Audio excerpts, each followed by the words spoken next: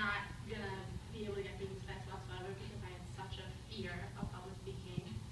And he came to class and didn't speak, and I remember texting my mom in the middle of the class, like, oh my god, this man is a psycho. He has a hat on, he is like, he's not speaking. I was like, this is a public speaking class, and he's not speaking. And I just remember her texting me back, oh, maybe there's something wrong, maybe he doesn't speak, maybe that's the whole point of it. I was like, why would they pick a public speaking teacher who can't speak physically? So by the second class, he still didn't speak, and I was still terrified and didn't know what to do.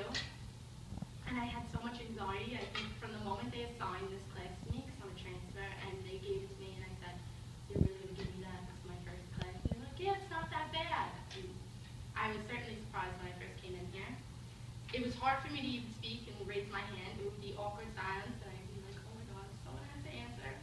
Someone has to answer, and I would just like try to raise my hand, and I'd like put it down on the desk immediately, because I just didn't want to be judged or anything, and I honestly thought I was going to fail because of my fear. And I have overcome and conquered fear. My first speech was definitely a funny fail. I was really happy I had Denny, because me and Denny both went to high school, but it was horrible. As I described my speech, I had 16 filler words. That's pretty much a record, because I really love to say the word like.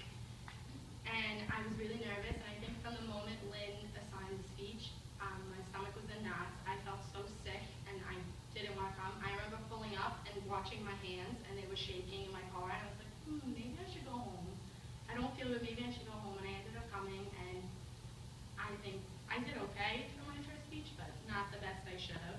I was tripping over my words, and I was really scared to mess up, which I did mess up. I have overcome and conquered speech. I have conquered fear.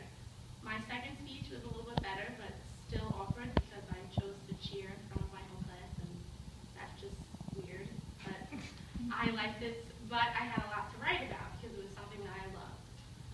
And I think I was pretty awkward when I did it, but the cheer was nice. I remember showing my old coach, and she was like, you were tight, it was good. And I was like, my speaking wasn't well, but my cheering was good, so that's all that matters.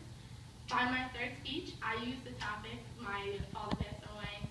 I used that topic because I really felt comfortable and I didn't think I was going to be judged. I don't tell anyone that, usually. Like, my friends didn't find out, my friends I met in high school, until probably like 2 months after we became friends, because I don't like telling people. I don't want sympathy. I don't want people to think that I need their help or anything. I just don't like sharing it. I was really comfortable to do the topic, and I had not a lot of fillers at all, so I was really happy about that. I have overcome and conquered fear.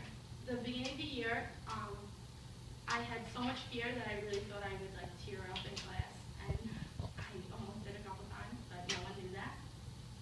And I really think I overcame that fear, and I could only really do presentations